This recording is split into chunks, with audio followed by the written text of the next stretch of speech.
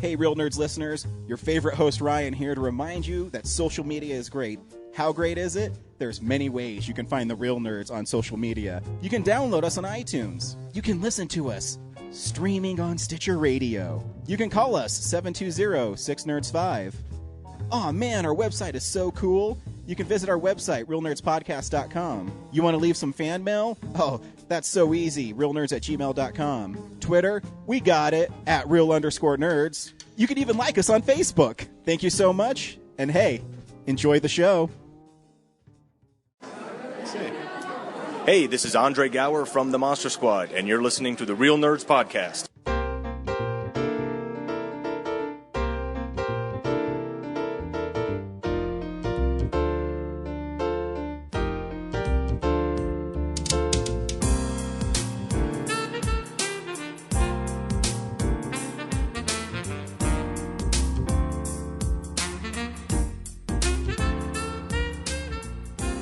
Welcome to Real Nerds Podcast, unofficially the official podcast of Denver Comic Con 2015 and beyond.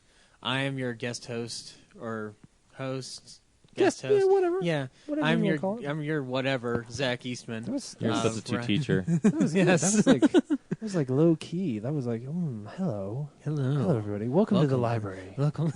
Welcome to the NPR of movies. Usually it's like, you guys ready for this bullshit? I have to pretty keep good. it calm now. Yeah. Now that the host chair is kicked in, I'm kind of like, Yeah. I'm feeling it. I'm riding it. This is the It's first all one. there. Are you nervous? Yeah. You know, Because well, the shoes aren't that big. No, I know. I mean, mine has big feet, but not like that's all. How long were we going to go on that?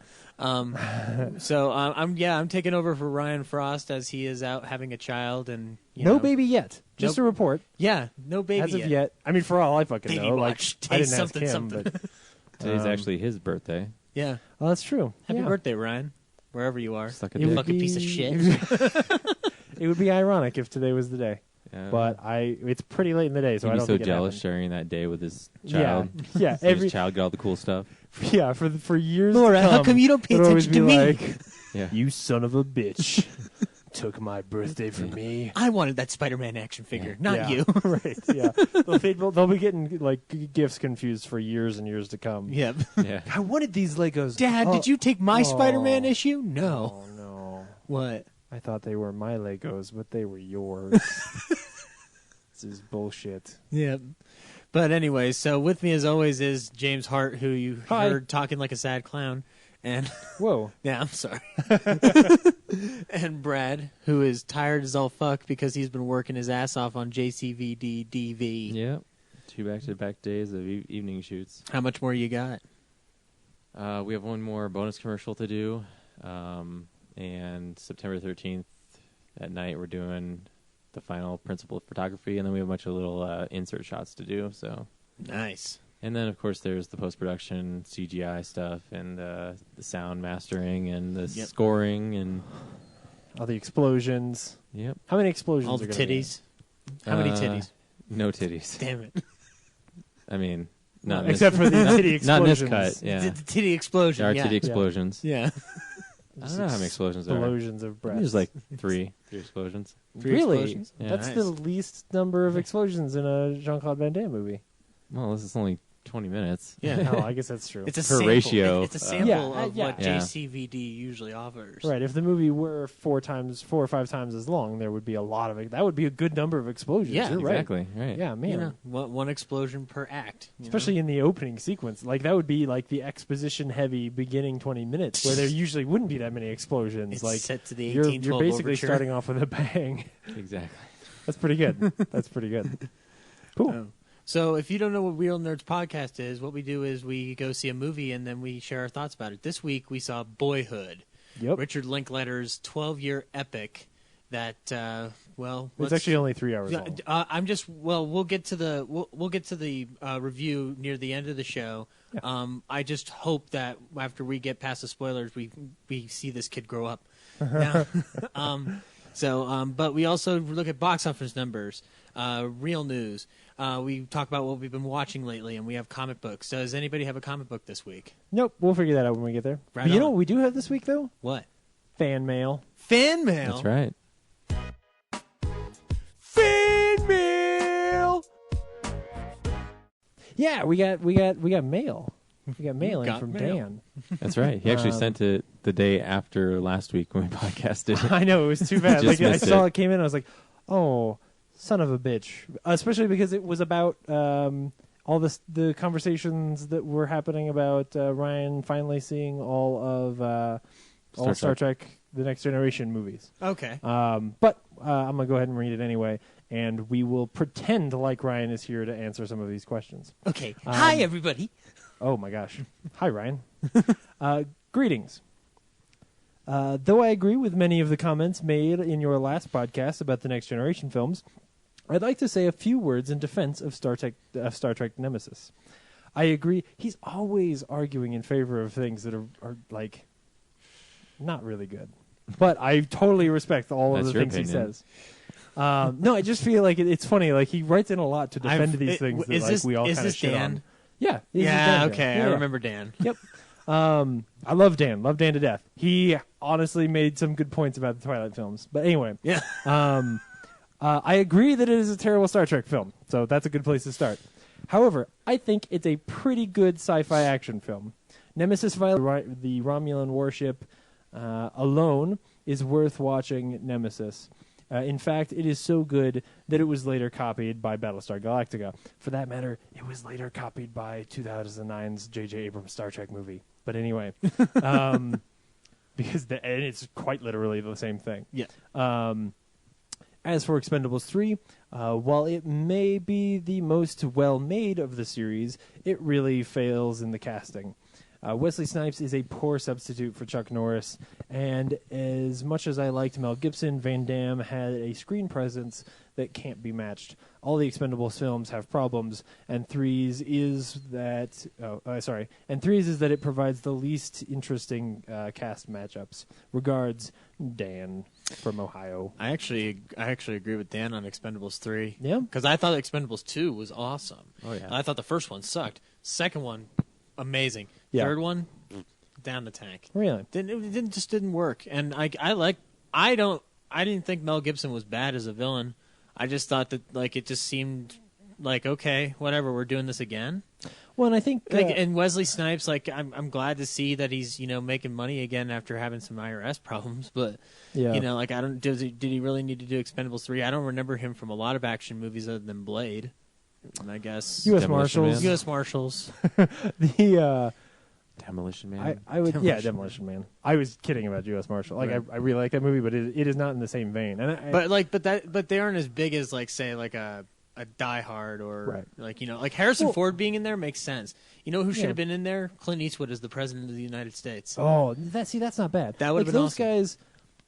Some of those guys that they've started putting in there are not of the same vein as because he's right. Wesley Snipes is not an '80s big action star kind of guy. He's a you know? '90s like really interesting actor. yeah, like he.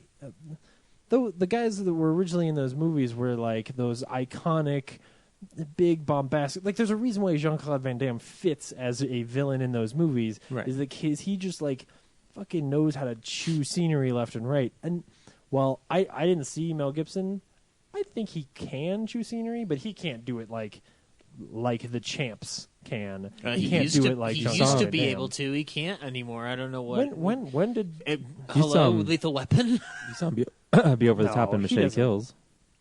You saw that? Yeah, but that was fucking garbage. So like, Which one? He wasn't good in Machete that Kills? movie either. Machete Kills. Yeah. That felt underwhelming to me. Well, I was Yeah, saying Mel like- Gibson was like super over the top in that movie. Yeah, but it doesn't. I don't know. He just doesn't sell it as well as like Jean-Claude Van Damme does. He's not. I thought he sold it well in Lethal Weapon. I don't think he's selling it well. I don't think that anymore. Lethal Weapon is him chewing the scenery. Like that's him doing a genuine character. Yeah, but still, there's some over the top moments in it. I love Yeah. that movie to death. Yeah. So As far as Nemesis is concerned, I'm not going to save this for what we've been watching. I watched Nemesis this week, and I can understand what he's saying. Like I don't think it's the best action scene. I still think that First Contact is the best, but I think it's, there's some really cool stuff in that movie. But for me, it's really hard to get over how bad the Star Trek-iness of that movie Yeah, is. well, he's saying that it's the Star Trek Yeah. part that sucks. Oh, It's like totally, yeah. a good generic sci-fi film. But I was thinking about it, like that first sequence where they're getting chased on the dune buggies. Yeah. Is a pretty cool like car chase. I mean, it's okay. I don't think it's as good as like the exact same sequence is in Serenity. Like Serenity does it way better. But the problem is the whole time, like and he's right. Like he's saying it's a bad Star Trek movie. Mm-hmm. I don't want to pretend like I'm arguing with him because I'm not. I'm agreeing. But the whole time I just can't get over the fact that, you know, it's Star Trek. They already told us that this is a pre-industrial society, and what do? They go down to the planet, and as soon as they see people from the planet, they start shooting at them with lasers and driving away in their space vehicles. And I'm like, what the fuck Star Trek is this? Like, you know, especially when last year we had a movie where it starts with a similar kind of idea, and they're trying so hard and talking about the fact that they've got to try to not let these people see them.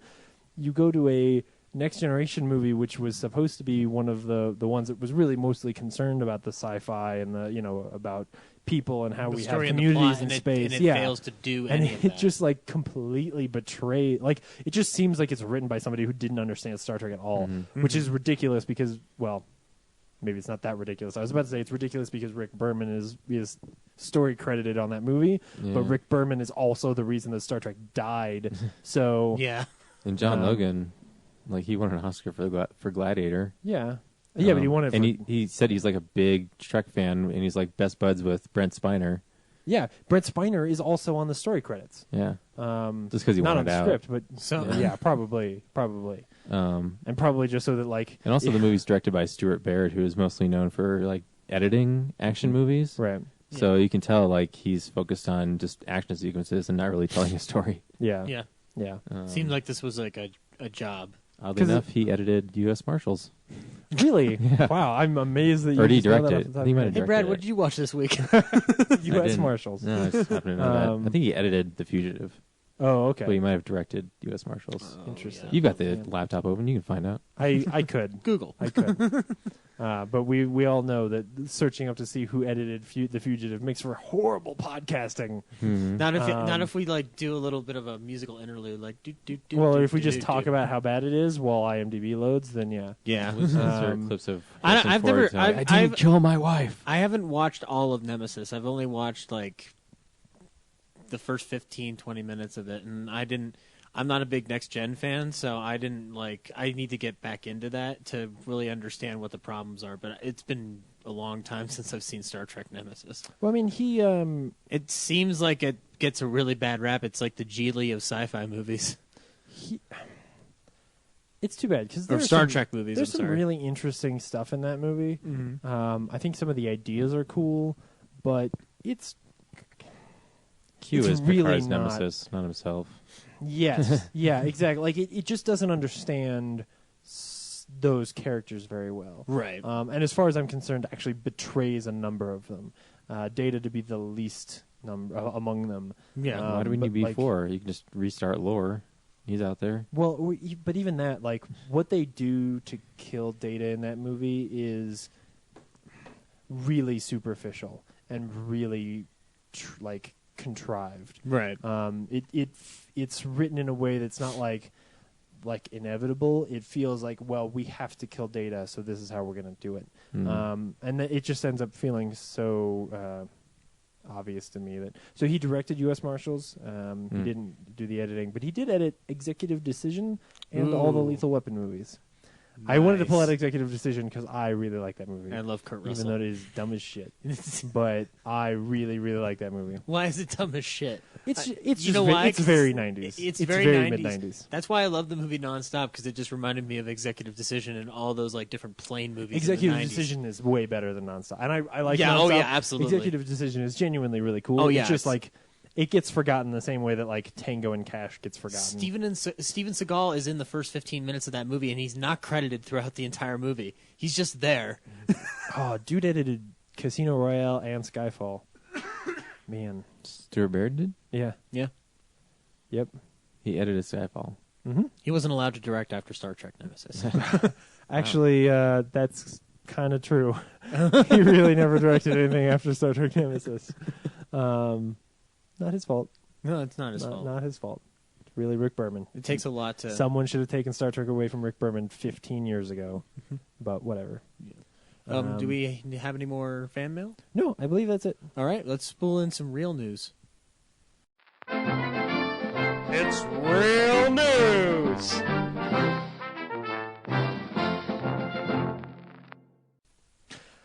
There's not really much this week. Really? It was a kind of quiet week.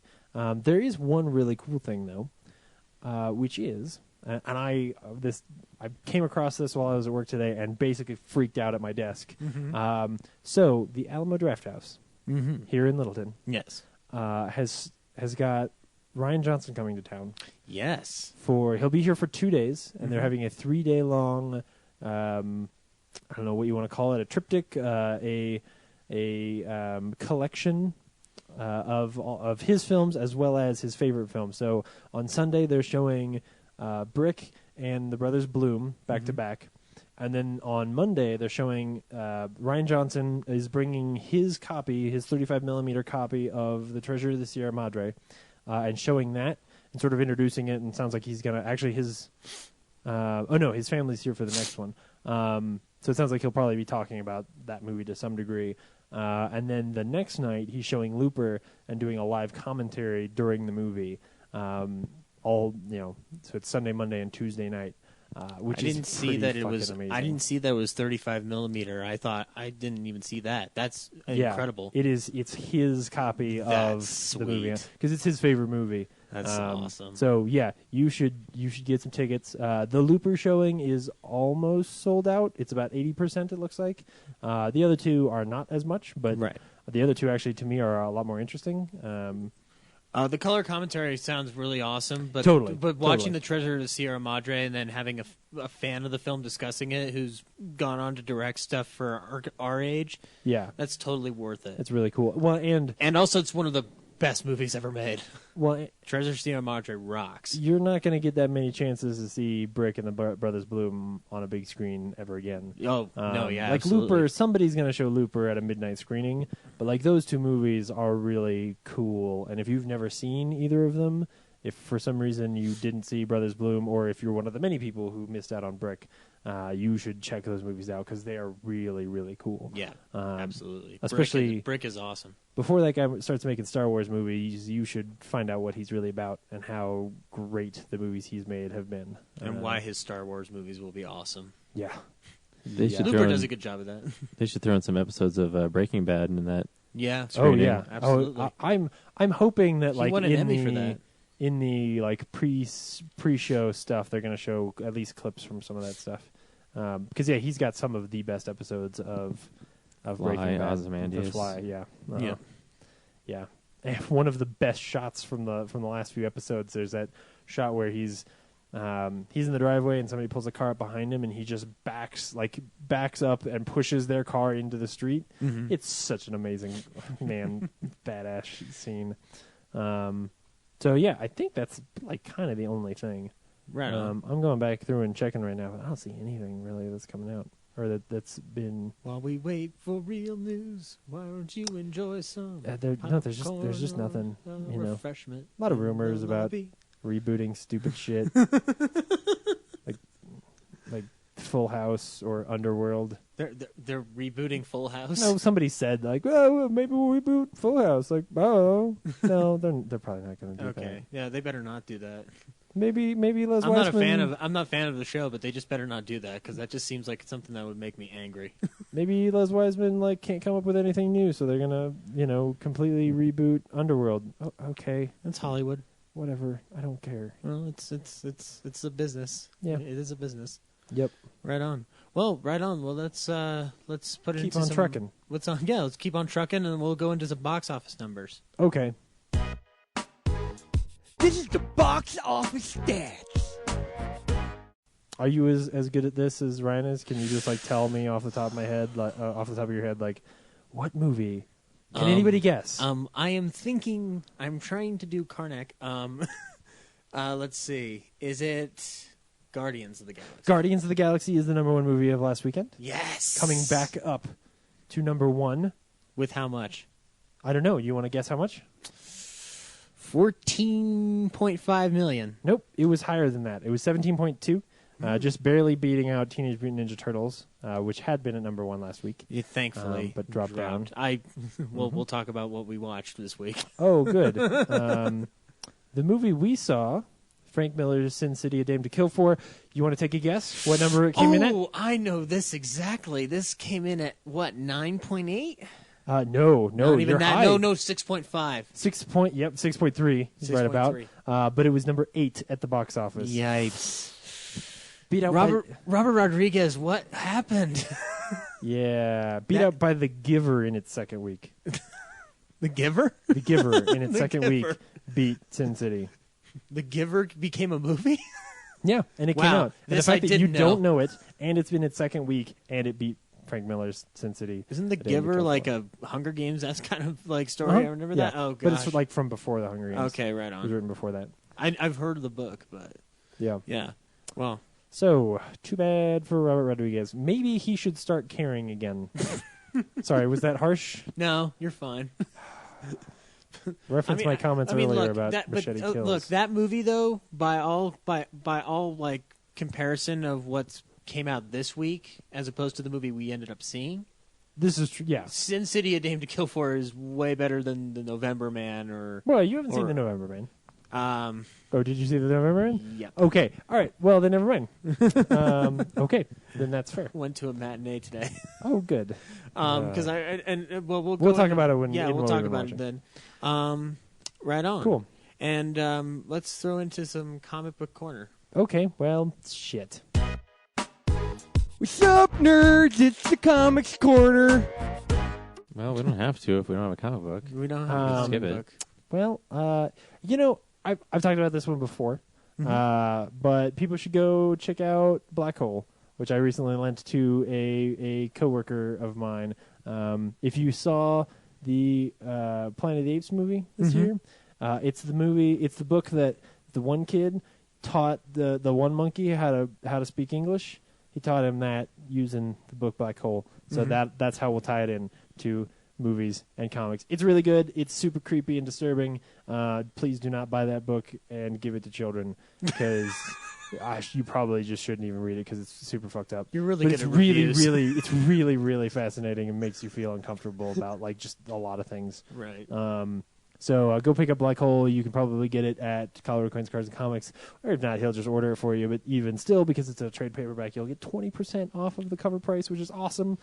Plus, if you open up a hold slot there, you can get like discounts off your comics there, which you should just do because that place is amazing. Colorado Coins, Cards, and Comics. Yeah. They hook you up. Absolutely. That If was a Ryan were great here, plug. if Ryan were here, he would tell you about like the super weird Spider-Man comics that he got there that Andrew like found for him that are like just bizarre like first appearances of characters you've never heard of. This one's a villain that nobody cares about anymore. This No. one's another villain that nobody cares about. This one is not Doc Ock. Seriously, the like some aunt of his gave him a bunch of money, and that's what he did with it. Was he went and bought like just weird first appearances of Spider-Man there because that's the kind of shit you can find at a really good local comic shop like Colorado Coins, Cards, and Comics. They probably have Beavis and Butthead comics there too. They've probably got it all. They do. I'm sure Wait, they do. no, probably they do. I'm sure they do. Exactly. Cool. So, let's move into what we watched this week. Okay. So, yeah, this is the stuff we've been watching. I'm going to change it up. Brad, what did you watch this week? I'm first. Yeah. You are now. I watched a Netflix original cartoon series called BoJack Horseman. I've heard about You this. watched BoJack Horseman. I did all of it. What'd you think? I enjoyed it, except halfway through they start this. So if you don't know what BoJack Horseman is, it's a character voiced by Will Arnett, and his character is a man with like a horse face, like they're anthropomorphic, I guess. Yeah. And the whole universe in which they exist like regular looking people, and then like people's bodies with like animal faces on him. So like the news anchor is a whale, but he's got like a human body. Yeah. And then a bunch of his BoJack Horseman is a washed-up actor, and his casting agent is like a cat woman. Is he a horse? He is a horse. Yeah. Okay. It's voiced by Will Arnett. Isn't Yeah. it?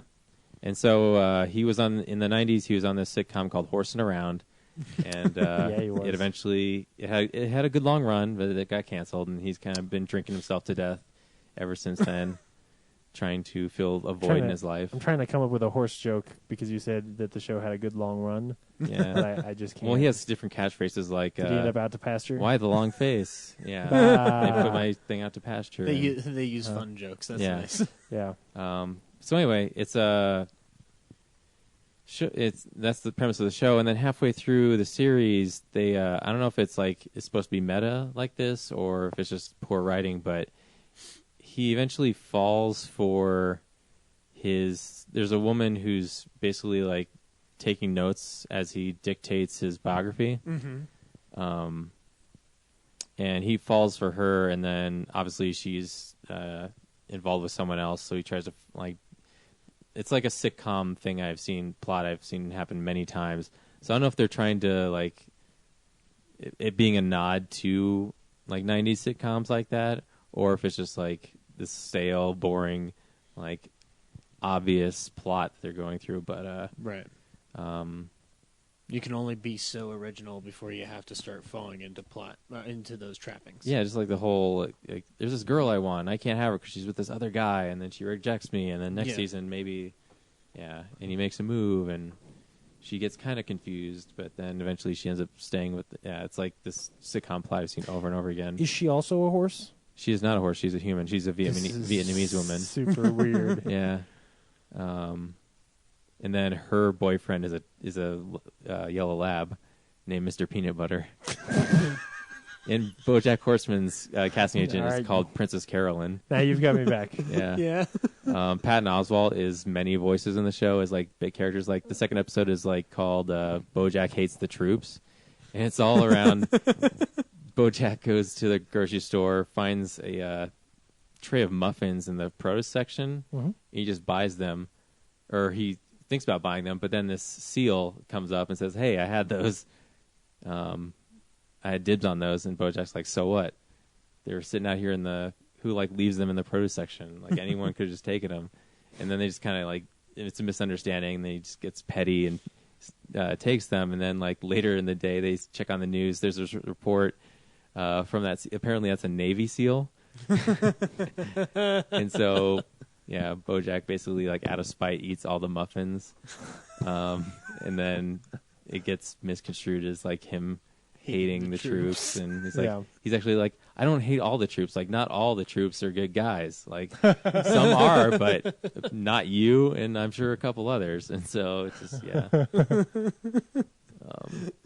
Oh, right Cool. on. yeah, and he has this towards the end, he has this. You find out he has this desire to make a movie about Secretariat.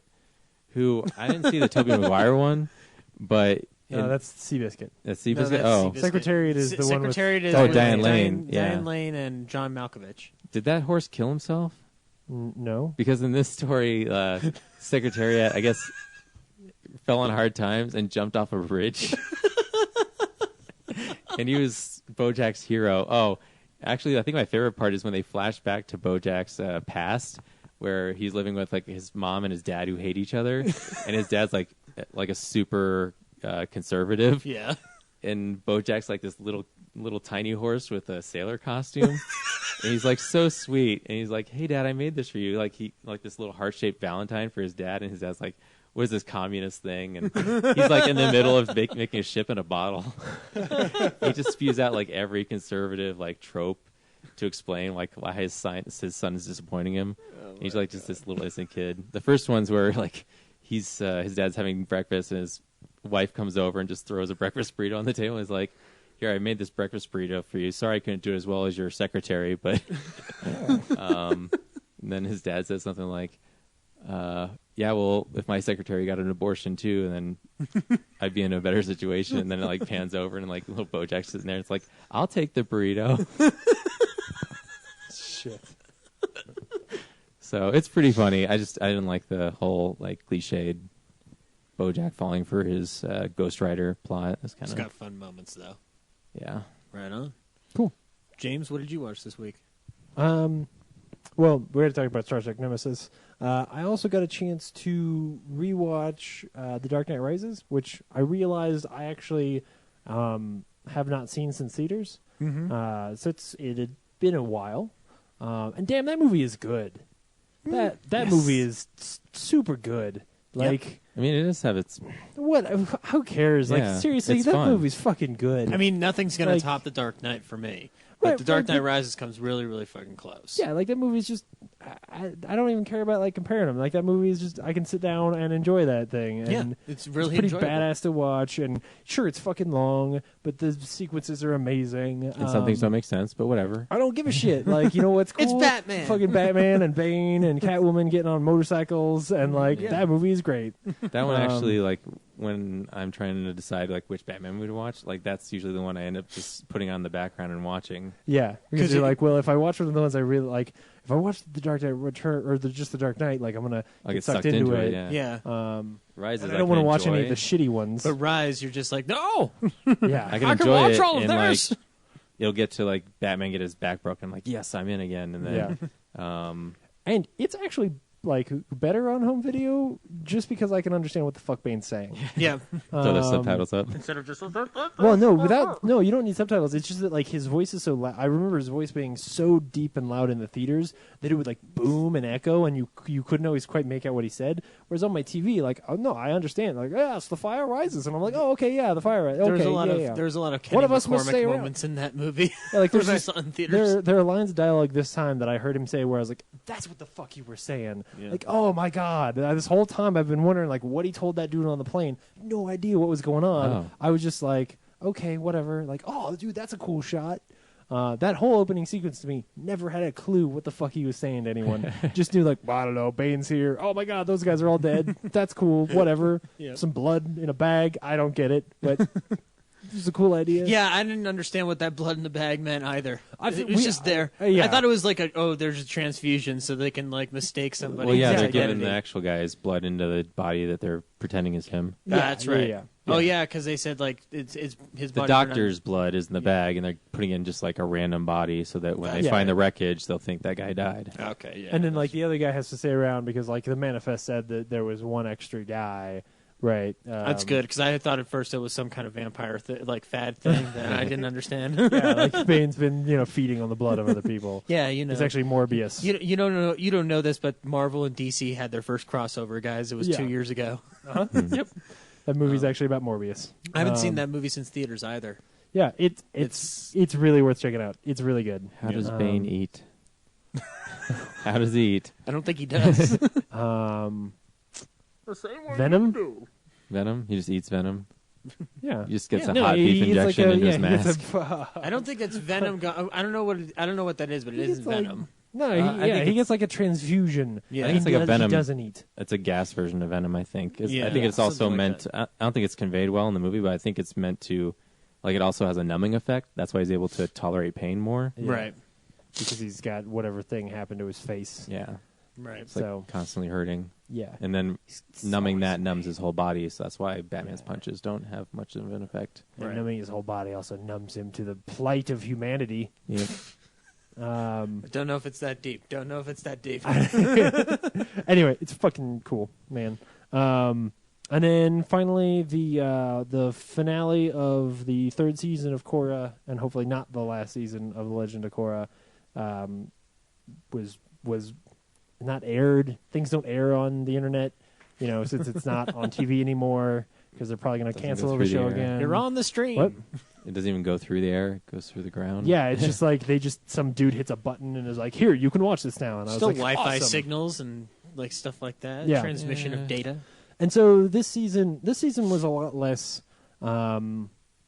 like political and a lot more of one big long cohesive story. Basically, this season, like, some stuff changed. They introduced a bad guy and his bad guy friends, and those bad guy friends fucked shit up and like tried to kill everyone that we love in the show for about 12 episodes. And so it was just overall the season to me was a little bit less interest. Like, it wasn't a season that I walked away with at first going like, oh man, this is going to be one of those things where I can go and tell people like, you're missing one of the most intelligent and cool and best written shows on television because it's animated and you think it's for kids. Like, why aren't you watching this shit? Like, this was one where it was just like, okay, this is just a really good action season. And the finale it's for the fans, right? Yeah, it was like, okay, this is really cool. Like, this is a cool story this time, right? And the finale, lives up to that, and then B also like brought back exactly what I wanted. So the action sequences in this finale were really fucking cool. They kill a couple of those villains in some really gruesome ways. I'm just gonna straight up tell you one. So there's one of the villains this season has this power where she can basically like just blow shit up with her mind. So she sees stuff and sort of like shoots this funny little laser thing out of her head, and it creates these big explosions, and she's super dangerous. And these two metal benders, they can bend metal, have been fighting her for a while, and they're getting their asses kicked, and they're trying to protect Korra, but like everybody is dying around them, and it sucks. Right. And finally, one of them like runs to distract this crazy explosion bitch, and the other one removes the armor from herself, shoots it across the field, and wraps that girl's head in her own armor. And right then you see her shoot it, and like it just bursts into flames, and they cut away. And it's like, just the way they edit it is super gruesome. Nice. And it was so badass to like watch somebody's head just explode inside of a tin can. This is a Nickelodeon show still? Yeah, it's a Nickelodeon show. This is why they don't air it on TV anymore. But that was really cool. And then it ends in this really poignant way. So, basically, in this season, Airbenders have come back because the original series was called The Last Airbender, and genocide had killed the rest of his entire race, basically, and he was the last one. And this is a whole generation later, and some things happened at the beginning of the season that people started like getting that power all of a sudden. So this season they were going around trying to collect new Airbenders, and there's this moment. Korra gets the shit beat out of her. She ends up in a wheelchair at the end of the season, and there's this really wonderful moment where the Airbenders that they have now basically decide that they're going to go out and try to create peace and balance in the world, which is what the Avatar is meant to do. And it's sort of this weird feeling like they're going to go off and do the thing that the Avatar is meant to do, and that Korra no longer needs to be there. Like the thing that she was born to do, she doesn't necessarily have to do anymore. And she's so melancholy about the whole thing, and the season ends with her basically really sad, and then that was just it. And it's a really kind of haunting moment to end a season on, especially if this is the season finale or the series finale. Really leaves you, if you're a fan of the show, really leaves you with a lot of stuff to think about. It's a character that after 3 years, I think they've done a really amazing job of building up. And I think the arc that they have told over the last three seasons of her basically, this one's been a lot. This series overall has just been a lot more dynamic than the original, where the original was like, there is a bad guy and he hates people and kills a lot of people, and we need to go stop him. Whereas this series was a lot about like wrestling with some pretty tough ideas.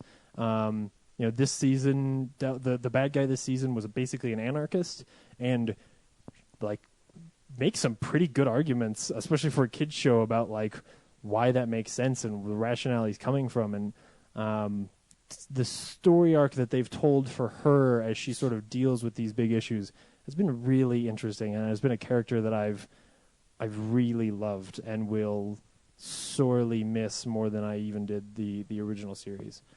So I hope they come back and make more of this thing. It really is a special piece of television, and something that nobody else is doing this.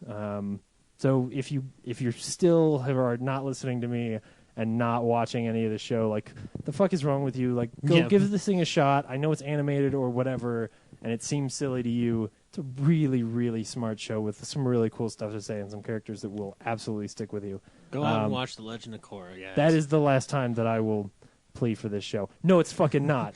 No, it's fucking not. I will talk about this thing forever because it's great. But anyway, that's what I watched this week. That's a perfect Zach? moment for anybody on the internet to go start rickrolling James. Never.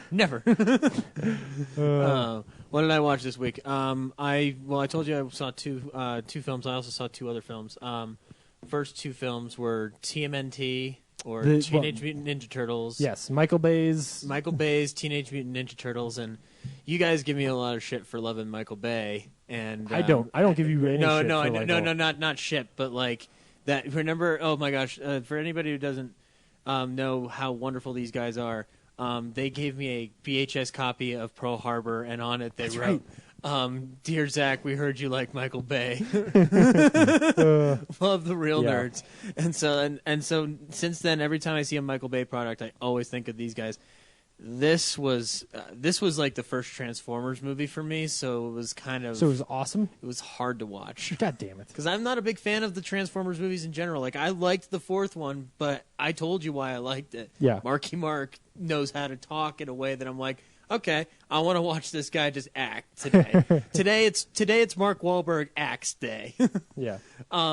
So I walked into Turtles. Like, I'm not even the biggest Turtles guy in the world, but like I remember the movies with the with the puppetry and the costumes, and this felt like it's obviously CGI, so it felt like if you're gonna do it, they did it right the first time in 2007 with TMNT, which was just a straight up animated film, which I thought was actually really good.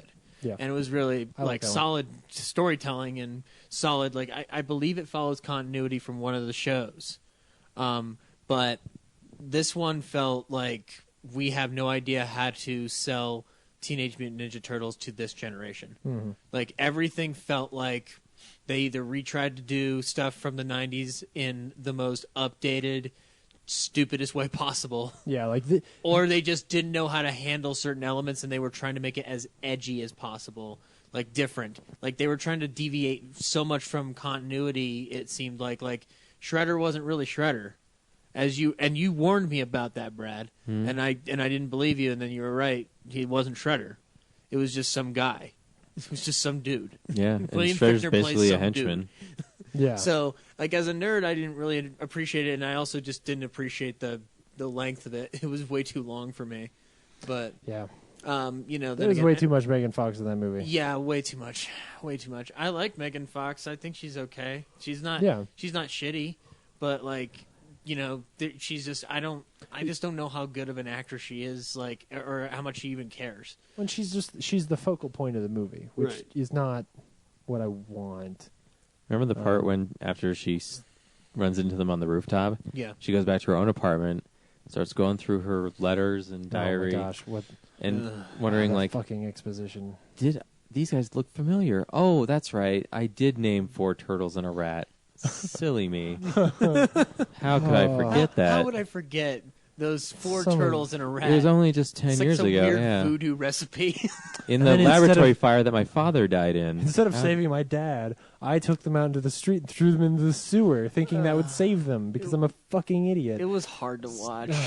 Some of the worst exposition and just general storytelling that I've seen in a while. Still not as bad as the awkward conversation between Shia LaBeouf and his mom in the first Transformers.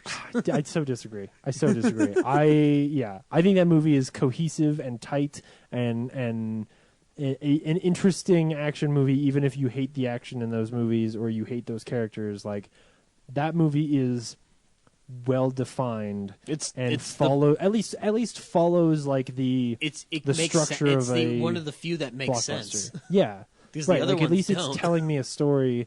This just is a fucking mess.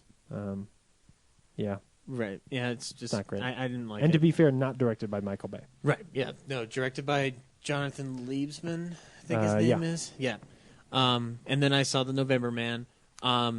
I told you before we went into our movie tonight, when I saw the trailer for that movie, it looked like the most generic thing on the planet. Yeah. And it is. There's nothing special about this film. What is a November Man? It's just his code name. It's just his code name. It's a really fucking horrible title. I don't even like. Here's how boring it is. You watch that movie and you're just like, I didn't realize Pierce Brosnan was still an action star, or still a thing.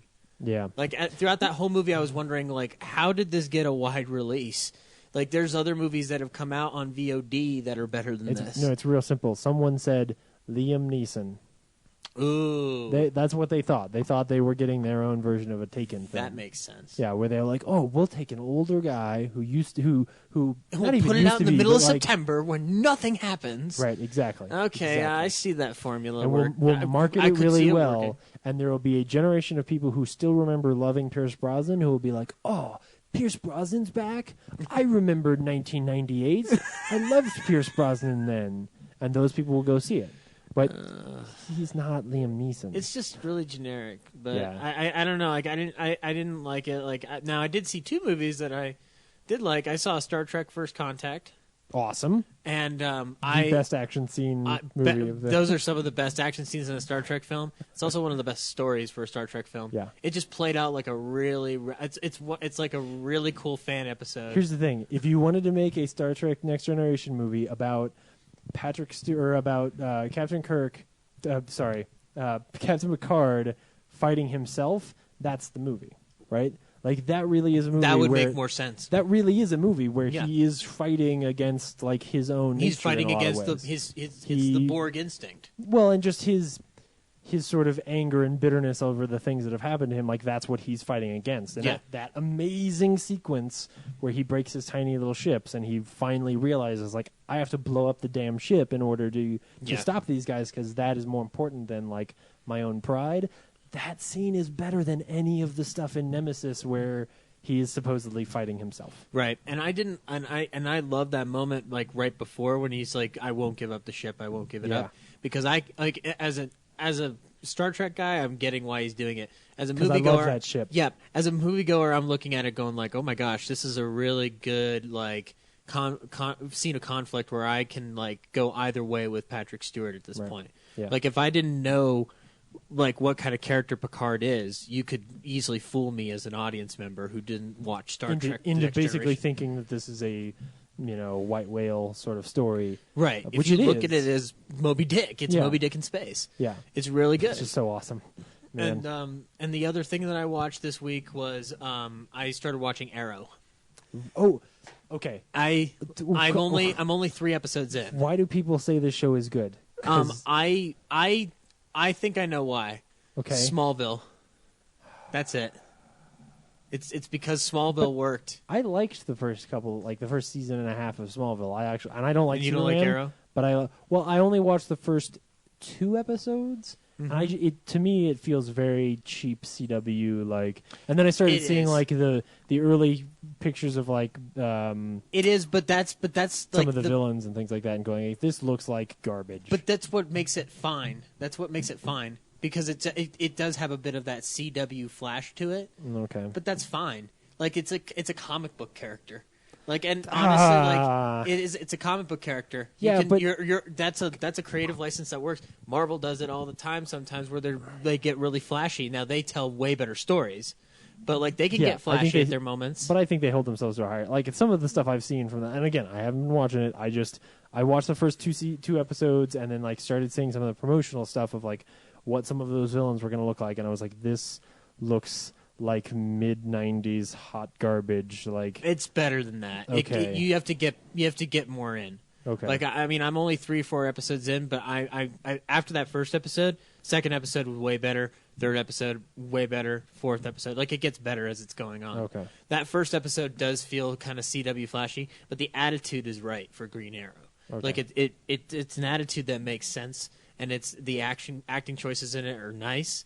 It sells me on the show. It sells me on the character. It makes me want to follow it through. Cool. And I've only read a few Green Arrow comics, like Quiver. I've read obviously, and some. I did read the storyline where his sidekick Speedy did heroin. But that like pretty much like I wasn't a big Green Arrow guy. Watching that show made me want to go pick up some books again. cool. So yeah, I like that. Oh. And I also watched. I watched one of my top 10 of last year again to see if I still liked it. I watched Pain and Gain, and and so it's kind of a Michael Bay doubleheader. I still love that movie, but now I finally understand what it is that I truly, truly love about that film. I didn't care how stupid it was. Yeah. I didn't care. Like that was one of those magic moments where Michael Bay hit me at the right moment, and I was just like, I don't care if this is everything Michael Bay normally does in a movie. Somehow this is all working. Yeah. Like it's just like the things that the characters say. Like it sounds like the script of it sounds like the script written by the people who wrote Captain America, or Captain America: Winter Soldier. Like there's very smart things in it, or very dumb moments played up in a very smart fashion. It's just like if you look at it in a certain way. And I think it's some great comic timing in there, and Mark Wahlberg's just hilarious in it. And on top of that, you also have Tony Shalhoub, who's like doing this very, very weird, like very despicable character, who's just like, and yet in one scene we're supposed to feel sympathy for him, and I don't. That's the thing. Like I look at everybody in that movie except for Ed Harris as despicable. Yeah. Like so it's hard for me to ever feel sympathy for him. That's why the movie doesn't feel like perfect or anything like that, because there are those uneven moments where it's just like this isn't working. It's really good. Yeah. It's really, really good. Yeah. So, but anyway, cool. This week we saw. Nope. Wait, no, we have more. Yeah. Yep. What did we miss? DVDs and Blu-rays. DVDs and Blu-rays.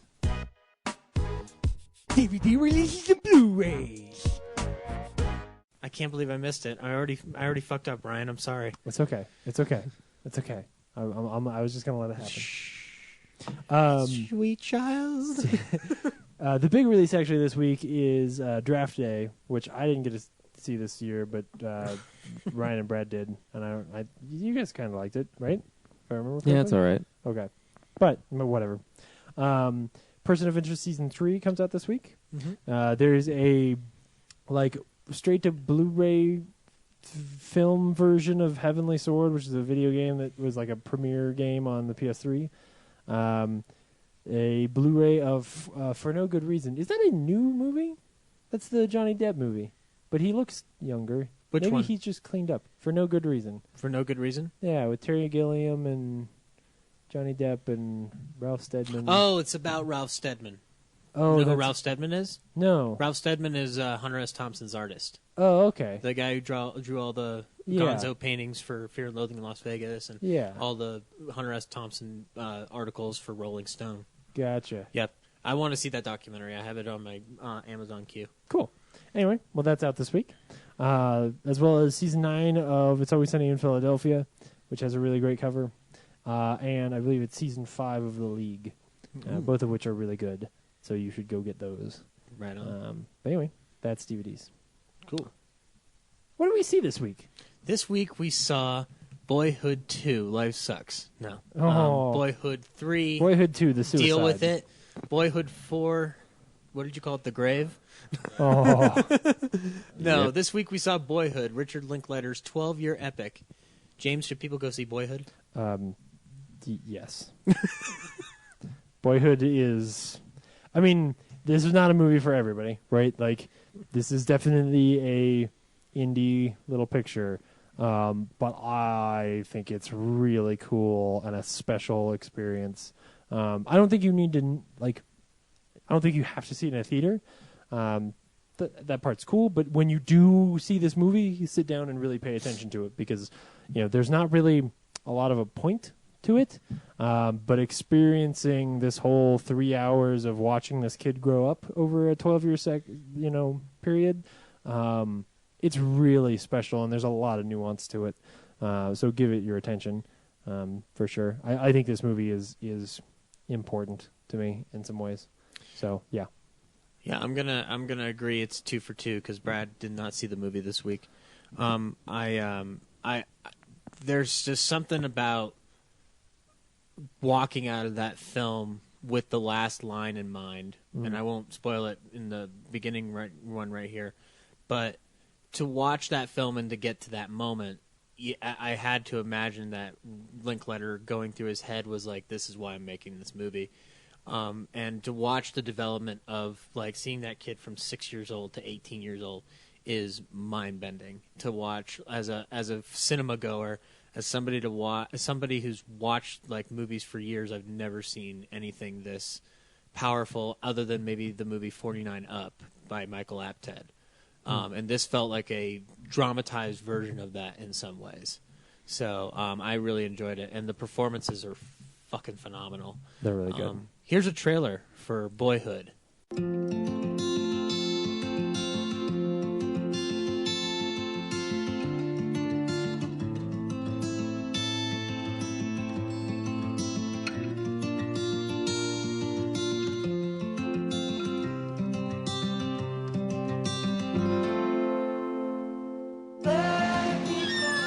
Hey, stop! Put the barrier up! I don't wanna be your hero.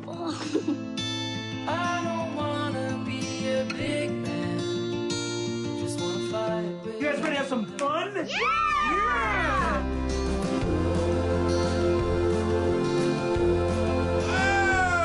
Don't worry about it. Wish we could use the bumpers. You don't want the bumpers. Life doesn't give you bumpers.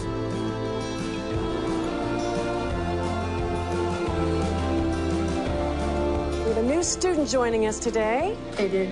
Welcome to the suck. Mom. Have you been partying? A little bit. Oh, okay. I don't wanna be a big man. I just wanna fight with What do you want to be, Mason? What do you want to do?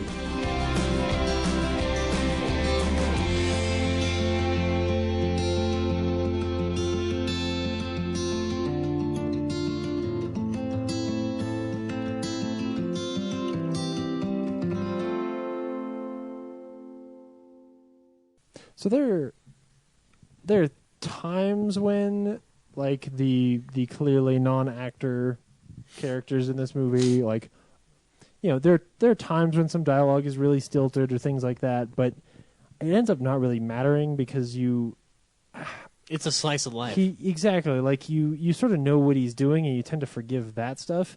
Plus, any time that Ethan Hawke is on the screen, he steals everything and reminds you of why you're there. Yep. So it just it sort of reinfuses it with some momentum at those points, and you're like, oh yeah, right, like this is awesome. But it's really the quiet little things, the sort of subtle things that I don't even know that they are intentional in the movie. Just little ways that certain characters will behave at certain times that because it feels very spontaneous. Mm-hmm. It seems collaborative. It just seems is very collaborative, and the way they set it up, like from what I heard in production, was that what they did was like that every actor involved like incorporated elements of their own life into the script. Like the script was ever changing, ever ongoing, even though Richard Linklater is credited with writing and directing it. Right. Like it's clear that there's a lot of outside influence that's going right into it for those performances to feel as good as they do. And the kid, whose name escapes me, I've got it right here. Yeah. Eller Coltrane? Eller Coltrane. No, Mason is the character. Yeah, the Mason character. Watching his development, like there's some choices that he makes as an actor years down the line in the teenage years that seem very interesting and very different. And you don't know if it's. There's moments where you could seem like, oh, the kid's like tired of coming into work. Mm-hmm. These like little parts out of the day, but at the same time, you're like, that can't possibly be because he stuck it out for this long. Like there's something about that performance that feels so refreshing by the end of it. Like I said before, that last moment when they're out in the middle of the rock canyons after eating a pot brownie. Yeah. And just talking about how seizing the moment is an irrelevant term, and it's more about moments seizing us, and that was like, I mean, obviously that's the more artistic way to go out, but I just love the fact that he did go out on that, because it's like, how do you end a movie about that's essentially just following boyhood?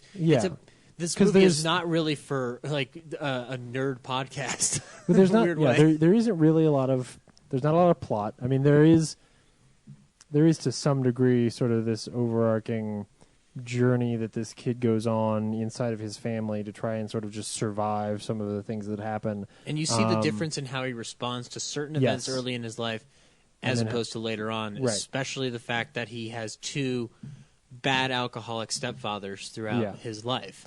And you watch his reaction to what the first stepfather is doing when he's drinking, and then you see the reaction years later where he's not even fazed by it because he's seen it before, but he's also standing up for himself. So it's like he's learning these lessons as you go along. And what's really cool to me is that it gets drawn into focus by a scene later on when his mom is like listing all of these things that she remembers about his life. And this happens with other characters throughout the movie too, where they'll talk about things that happened in their life earlier that weren't ever in the movie. And what you sort of remember is that, or what you realize is he's focusing on these little sequences that are the kinds of things that we actually genuinely remember about our lives when we were young. That the things that stick out are like these bizarre little moments or these little things that happened that we made a big deal out of that maybe weren't a big deal at the time. Things like, his one stepdad shaving his head and stuff like that is such a tiny little story that would never be a part of any other movie. Right. It gets to be a part of this one because all those little pieces add up to a big overarching life, basically. This movie is really just really good at neat. making you realize how much we as people overreact to the tiniest shit. Exactly. It's so good at that. And It's how so good how at important those things end up being. Yep. It's really, really good at doing that. Yeah, I think it's really worth checking out. It's hard to really talk about in a way that has much meaning because the experience is everything with this.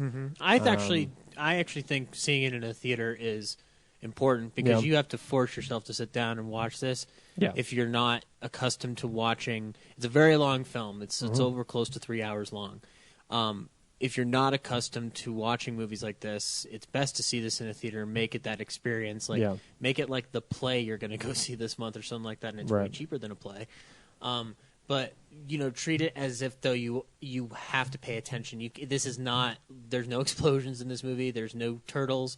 There's no Pierce Brosnan. This is just straight up a pure piece of art. And if you watch it correctly, you're gonna feel exhilarated, and you're gonna want to watch these characters even beyond that screen going to black.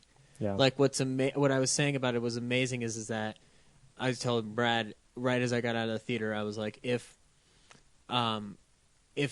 Richard Linklater had decided to follow him through his 20s or even his 30s or pick up on him years later, I wouldn't hesitate for a second to see that movie. Yeah. Because Linklater is that good as a director and as a writer of creating characters that are so interesting and so well developed that it doesn't matter that there's no point or plot to the movie.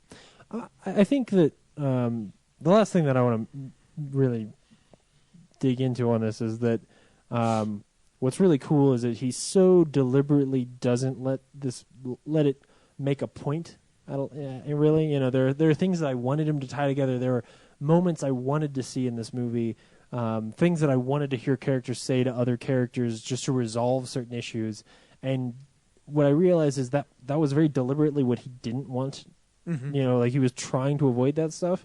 And what's really awesome about that is that what it allows the movie to do is to dig into each person who sees it, dig into its audience, and basically pull stuff out of them and make them analyze that, right? So it's reflecting someone else's interpretation of what it's like to be a child on you, and then that causes you to think about yourself and those relationships in your life. I mean, I will be completely honest, and it's not because I have a poor relationship with anybody in my family, but when the movie was over, I really kind of wanted to go home and hug my parents and talk to them for a little while, right. And just catch up with people, and like suddenly that family sort of unit became not more important than it is to me at any other time, but through the experience of that film became important at that moment. And made me think about that and how I value that and what it means to me and how I communicate to those people. The thing that bothered me and that I really wanted him to tie up was that about halfway through the movie, I started noticing that no one ever said that they loved each other. That we watched this whole movie with a fan, and I want to go back and see if he did that deliberately and see if that's not missing from the early movie as well. But there are these sequences where like people are leaving or things like that where you would sort of expect it, and I started noticing that it was almost deliberately not there, where people were saying things but not really like saying anything to each other that made it clear that they cared. It's in about in a direct way. Like there's that amazing scene with Ethan. Sorry, but there's that amazing scene with Ethan Hawke where he stops the car and tells them like, no, you've got to keep me in your life and you've got to tell me what's really going on because that's important to me. Talk to me. Samantha, how was your week? I don't know, Dad, it was kind of tough. Billy and Ellen broke up, and Ellen's kind of mad at me because she saw me talking to Billy in the cafeteria. And you remember that sculpture I was working on? Well, it was a unicorn, and the horn broke off, so now it's a zebra, okay? But I still think I'm going to get an A, right? Mason, how was your week? Well, Dad, you know, it's kind of tough. Joe, he's kind of a jerk. Actually, he stole some cigarettes from his mom. He wanted me to smoke them, but I said no because I knew what a hard time you had quitting smoking, Dad. How about that? Is that so hard? Dad, these questions are kind of hard to answer. What is so hard to answer about what sculpture are you making? It's abstract. Okay, that's good. See, I didn't know that. I didn't know you were even interested in abstract art. I'm not. They make us do it. But Dad, I mean, why is it all on us though? You know, what about you? How was your week? You know, who do you hang out with? Do you have a girlfriend? What have you been up to? I see your point. So we should just let it happen more naturally, right? That's what you're saying.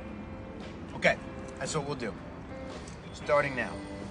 And in saying that, he's saying a lot of the things that I want to hear from a parent. But just the fact that like those little subtle things that I feel like are staples are missing. I think what he's, at least to me, what he made me start realizing was that like those things end up being less important than the little scenes in like the little things that we do to each other in between. And that to me was so cool. And so I honestly wanted a scene like as he was leaving to go to college, I wanted someone to either address that or like to say that or like that there would be some bit of meaning dropped on that to draw attention to that theme. And I realized he was deliberately not drawing attention to any theme other than your life is moments, and here are some of them. Yeah, because he doesn't use any melodrama, right? And he doesn't use any. Like you said, he doesn't even use any "I love yous."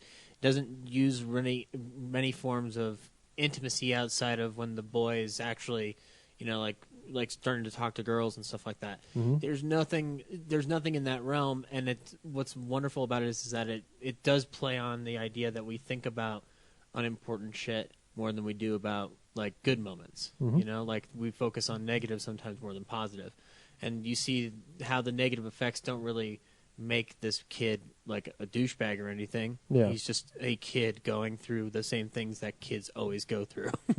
Yeah. So yeah, really good cool. movie. Yeah, I really like it. I want the Blu-ray to be like just chock full of awesome stuff because I'm really interested to see, just to know more about this. And I would see something of a sequel to this, but I don't know that I need it. Yeah. Like there's a trailer for a movie that you can watch that's just as good as this. It's 49 Up.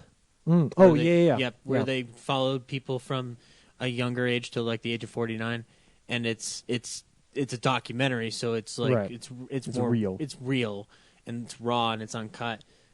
This film, you know, obviously is the fictionalized version of what 49 Up is. Yeah, and as far as like just, I mean, Linklater has done the I'm gonna catch up with these characters every few years thing before. I don't necessarily need that here. Like that was cool for the Sunrise films. For the Sunrise series, for this, like as an overall project, like I think this thing is probably his masterpiece. Like I just don't know that he can get better than this. Like this is amazing. Before Daybreak, the This- fourth in the series. Yeah, this is amazing in a way that transcends just the fact that it took 12 years to make, and the gimmick is not why this movie's awesome. It adds to why it's awesome, but it's not. It doesn't define it. Actually, I love that you brought up the gimmick, because to me one of the things that this film achieves outside of just being a pure piece of art is it reminds me about what's so fun about films, which is we're trying to sell you're trying to sell like any type of like artist statement. How do you do that? You got to flash it up. Yeah. And it's a testament to how people have been drawn into this film because of the fact it was made over the period of 12 years. It's so interesting to see that gimmicks still work to get people to draw them into something really good. Mm-hmm. Sometimes you have to sell a movie in the worst possible way for it as a piece of art in order to get people to come in and see that art. Like Inglourious Basterds, I feel like the trailer is not a representation of that movie at all. Right. Whereas Django is much more in tune with what it is. But when you watch a movie like Inglourious Basterds, you're not seeing a rock'em sock'em action film. You're watching a very slow, methodical movie about a young girl who's taking revenge on the Nazis. Yeah. And in Boyhood, you're being led into this thing that's like, oh, it's going to have this deep meaning, it's going to have this wonderfully impactful story. But no, you're getting what the title is and what the gimmick is for the most part, following this kid for 12 years. Yeah. And what's the result of that? And focusing on the things that probably stick out in his memory more Yeah. than others. Because at this time, that's what's important to him. The important moments that we think about as older people are not as important to him right now because he's now like 18, 19 or something like that. Yeah.